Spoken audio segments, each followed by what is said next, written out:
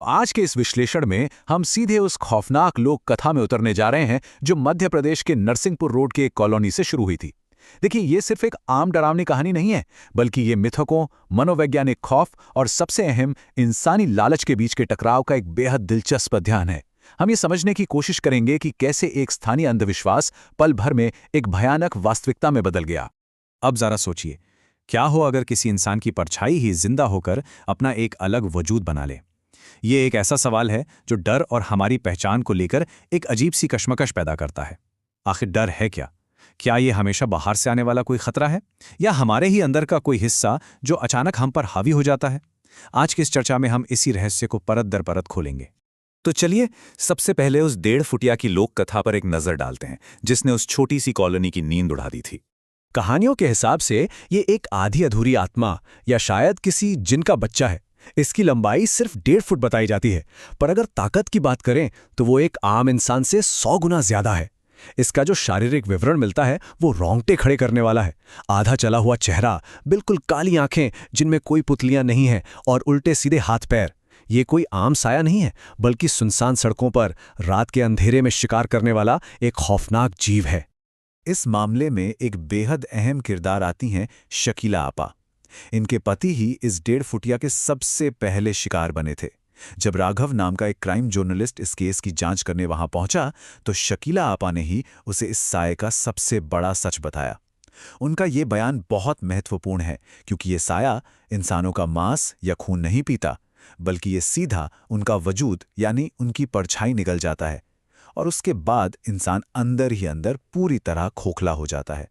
अब हर लोक कथा की तरह इस साये के भी काम करने के अपने कुछ बेहद सख्त नियम हैं। इसका तरीका बहुत ही सटीक और भयानक है। रात 2:17 की एक सीसीटीवी फुटेज ने इस पैटर्न को साबित भी किया।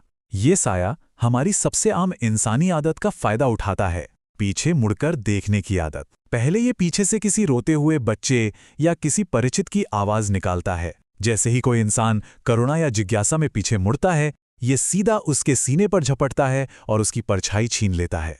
एकदम बेबस कर देने वाला तरीका। लेकिन ऐसा नहीं है कि इसका कोई तोड़ नहीं है। इससे बचने के केवल 2 ही ज्ञात तरीके हैं, लोहा और आग।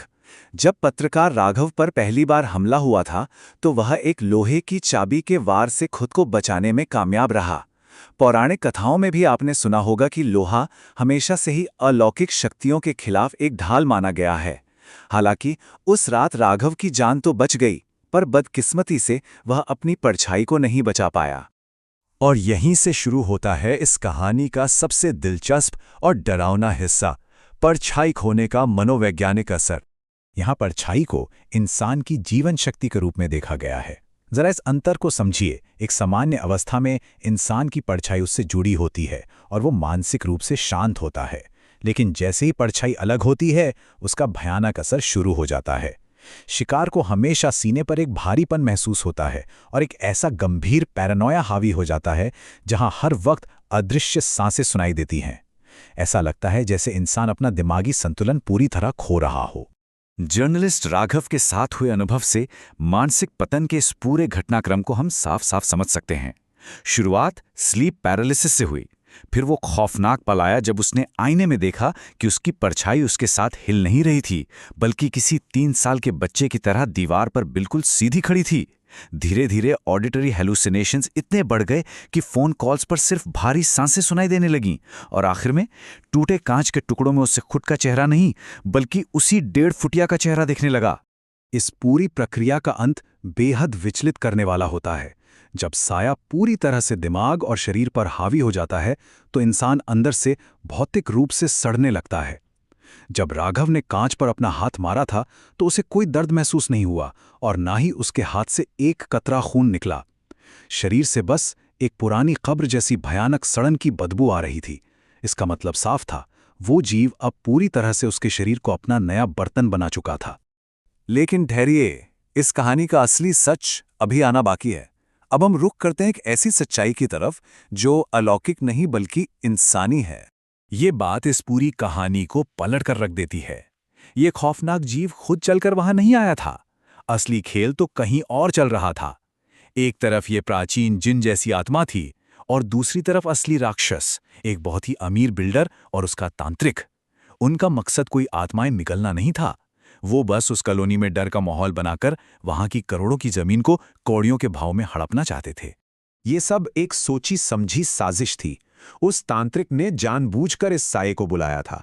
पत्रकार राघव को भी योजना के तहत फंसाया गया ताकि अखबारों के जरिए पूरे शहर में खौफ तेजी से फैले, और इस सच पर पर्दा डालने के लिए शकीला आपा के पति और एक मौलवी का बेरहमी से कत्ल कर दिया गया। ये हमें साफ तौर पर दिखाता है कि कैसे इंसानी लालच और द्वेष किसी भी भूत प्रेत या अलौकिक घटना से कहीं ज्यादा खतरनाक और विनाशकारी हो सकता है। तो इस साजिश और खौफ के इस खेल का अंत कैसे हुआ? आइए इस कहानी के क्लाइमेक्स की तरफ बढ़ते हैं। यहाँ शकीला आपा की कही हुई एक बात बहुत काम आती है। उन्होंने कहा था कि जिन आग और धुएं की औलाद हैं, उसे बुझाने के लिए खुद को जलाना पड़ता है। ये सिर्फ कोई लोक कथा की कहावत नहीं थी, बल्कि ये राघव के लिए खुद को और इस साये को हमेशा हमेशा के लिए खत्म करने का इकलौता रास्ता था। आखिरी दृश्य एक बंद चमड़े की फैक्ट्री में होता है। राघव के शरीर पर अब साये का पूरी तरह कब्जा हो चुका था, लेकिन उसकी इंसानी इच्छा शक्ति अभी भी लड़ रही थी। सबसे पहले उस साये ने उसी तांत्रिक पर हमला किया जिसने उसे बुलाया था। उसके बाद राघव ने अपनी बची खुची हिम्मत बटोरी, खुद को भारी लोहे की जंजीरों में बांधा और तेजाब के एक बड़े टैंक के पास जाकर खुद को आग लगा ली। ये एक सर्वोच्च बलिदान था, ताकि वो जीव उसके शरीर के साथ ही जलकर खाक हो जाए। अब विडंबना तो देखिए, पुलिस के रिकॉर्ड में इस पूरी भयानक घटना को क्या नाम दिया गया? सिर्फ एक गैस लीक हादसा।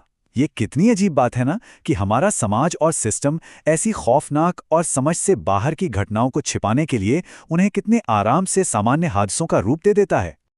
लेकिन क्या सच में सब कुछ खत्म हो गया था? इस कहानी का आखिरी सच अभी बाकी है। महीनों बीत चुके थे। उस नरसिंहपुर रोड की कॉलोनी में शांति लौट आई थी, सब कुछ सामान्य लग रहा था। पर एक रात जब एक नया चौकीदार अपनी ड्यूटी पर था, उसे पीछे से एक पतली सी आवाज सुनाई दी, भैया यहाँ बहुत अंधेरा है।